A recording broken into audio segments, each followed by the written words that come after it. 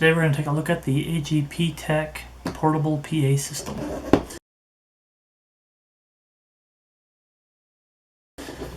Admittedly, I do use a fair amount of the AGPTec equipment at my workplace, and it's been fairly decent. So I've got high hopes for this. It does come with a little bit of literature on the unit, which actually is all in English, which is actually kind of nice. I can actually read it if I wanted to, but I don't know that we necessarily need to. And then in the box we have your standard behind the head style of a headset with a fairly adjustable boom mic. We have a charging power brick that is a USB charger, but you do need, it looks like, their charging cable, because it is a proprietary sized connector that goes into the unit. I'd imagine that means that you could probably switch this out if you had to with another adapter that does take USB power. It would be nice if the unit itself would just charge off of a mini USB or micro USB, but this is a slight step in the right direction. I think that you'd still be able to use this on a power bank, which is a really nice feature. They also provide a small 3.5mm cord to attach your phone or other devices for audio input, I'd imagine. It does have a small, looks like an arm strap or a shoulder strap with a fairly substantial plastic alligator clip. It's not horribly large,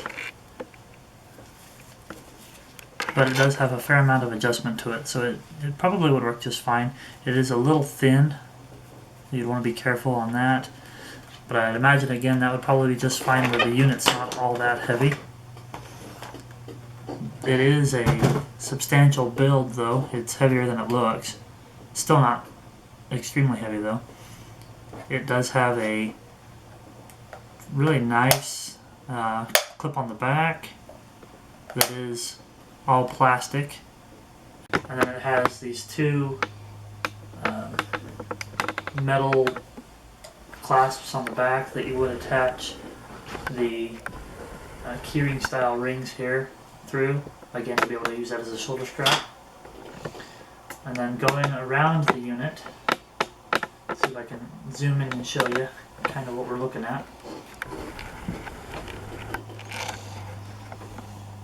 On the side here we do have the DC in, as well as, that's the DC in as well as your line in. They have separated out your line in and your mic, so we'll want to check that to see if we can do two different sound sources at the same time, which would be really kind of neat without them competing against each other. You have your power indicator and your on-off switch, as well as your volume. The front is just your speaker grill, which is exposed a little bit. It does come out a little bit from the unit, so you might want to be a little bit careful. You don't want to snag that on anything, but it is a nice finish. It doesn't have any sharp edges on it. It just might not fit as easily into a pocket or something as I would hope. We'll go ahead and hook this up and come back and show you kind of an audio comparison of with and without this unit to see just how well it works and see if it does have any feedback issues. It does have an over-the-ear, behind-the-head style of a headset, which is fairly comfortable, and you can have quite a bit of play with the adjustable arm here. The cord itself is actually encased in a cloth, which is a nice touch. It does give it a little bit more of that ruggedness than a just a plasticky kind of a cable.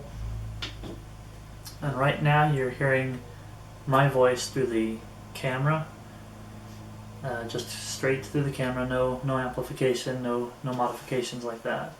And as I turn on this unit, hopefully you'll hear the difference between the two. There's not really a whole lot of amp on this, I don't think, but it is directional. It's not nearly as loud as I would have liked. This is all the way up, in fact, and it does produce a little bit of extra sound, but it's, again, not nearly as loud as I would have liked. That being said, there isn't really any feedback on the mic, which is nice, but I'm not really getting a whole lot of difference between with the unit on and with the unit off. And there's a little bit, and it might work well in a very small room where you don't want to have to use a loud voice, but really I'm kind of surprised that it's not really producing as much sound as I would like. We will try though, we'll press on. Oh, there's a little bit of feedback if I set it down, I guess. So we'll turn it down a bit. We will press on though and try two different sound or sources at the same time. I'm not sure this will work very well or not, but we'll try.